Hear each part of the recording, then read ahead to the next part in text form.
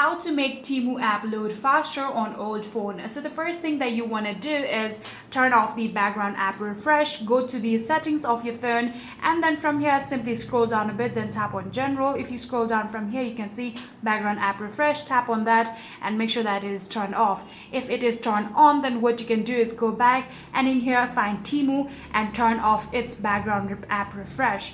So after doing that, here you can see Temu, make sure it is turned off.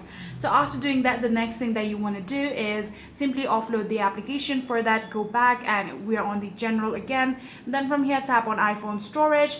Then from here, keep on scrolling until you find Temu. Tap on show all and then search for Temu. Here you can see, tap on Temu, tap on offload app, then tap on offload app one more time, and within few seconds Temu will be offloaded from your phone. And in order to reinstall it back, simply tap on reinstall, and within few minutes the application will be reinstalled back on your phone. And after doing all of these, I'm pretty sure that Temu will start loading faster on your phone. And that's it.